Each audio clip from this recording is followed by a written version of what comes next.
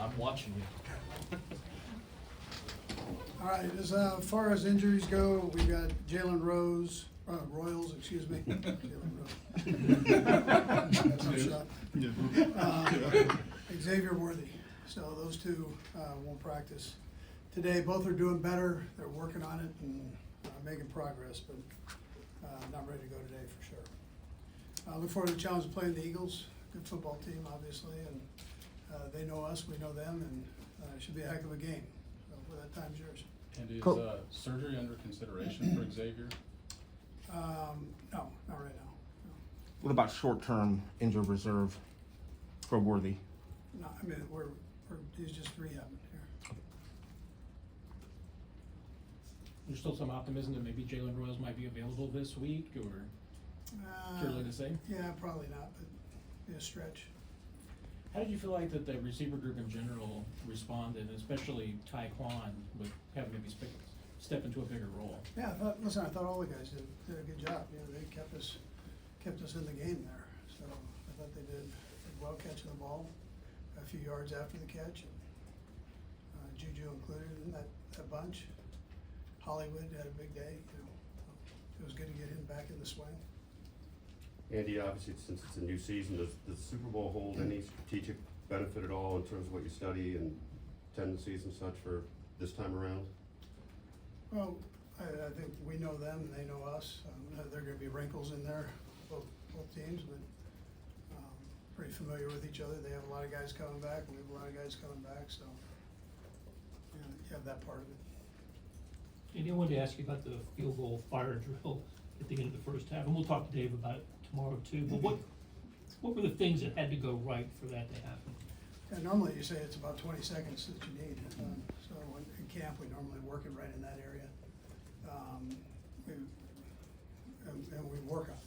The thing that gets underlooked, like I mentioned after the game, was Noah exploding back with the football. So that was saving seconds there, which were important in that situation. And that part won't be talked about. Obviously the kick and the hold and the snap and all that, and getting guys off the field and guys on the field. But Noah getting that ball back kind of made the whole thing work. And then Dave was on top of it on the sideline. He and Porter were working the sideline, getting ready for it.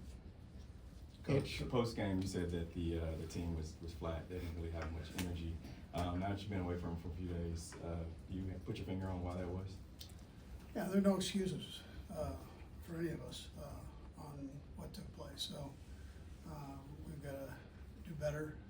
Energy is one of the things for sure. So.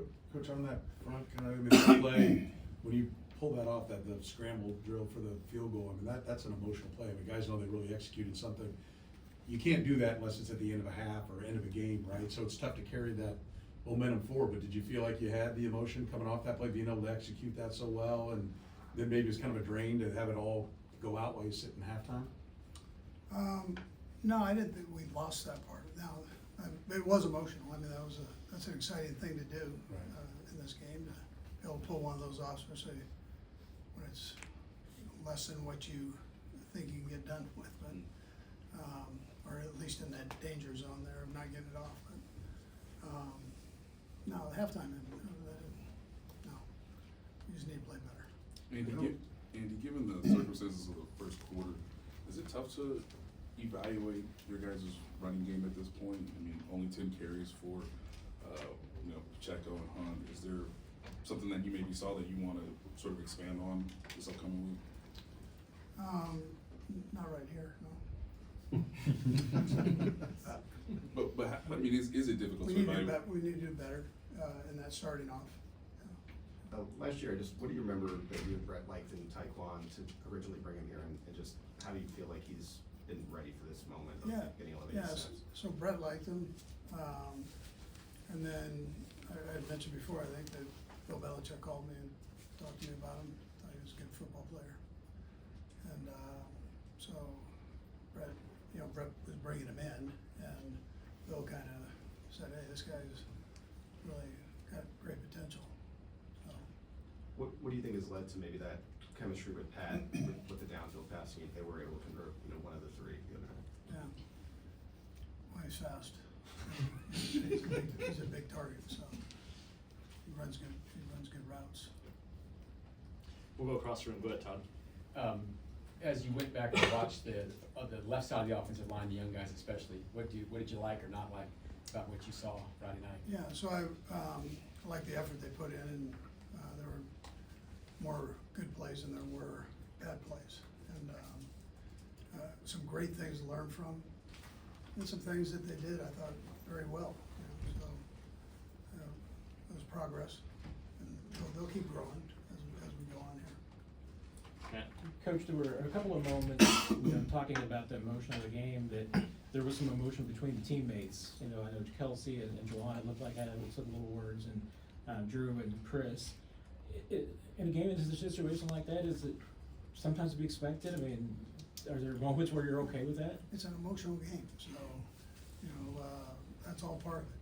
When guys they pull for each other, they get after each other, I mean, that's all part of it.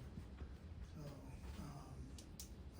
when guys do good, they jump around and tell them how good they did, so it's all part of it.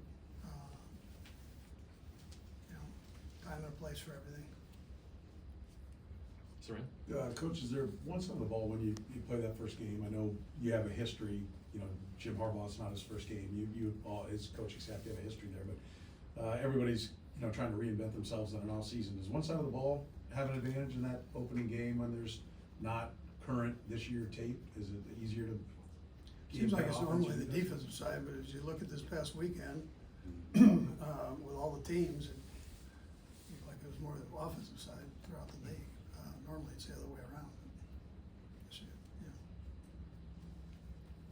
We'll go last couple, Nick and then Sam. Go ahead, Nick. Andy, with Xavier going down like that, I know it's next man up, but whenever you're in that situation, how much adjustment happens that we don't realize from a play calling perspective? Yeah, it's just making sure guys are in the right positions.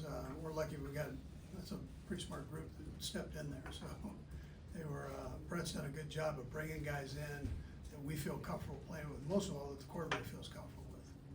So it's been a plus, and then they work all the situations and the substitutions all the time. They do it during training camp. Everybody gets a chance to play during training camp. It's in that first group, per se, so. I thought they handled that well. We have a lot of different formations we run. Andy, maybe this is too scheme related, but a lot of quick throws in that game. I wonder if that was the intention going in, or just the way things worked out based on what you guys were seeing. Yeah, some of both, Brian. I tell you, it was. I thought that we had an opportunity there. At the same time, we had a couple shots in there too. So, but the way it played out, there were some opportunities there. Great. Thanks, Coach.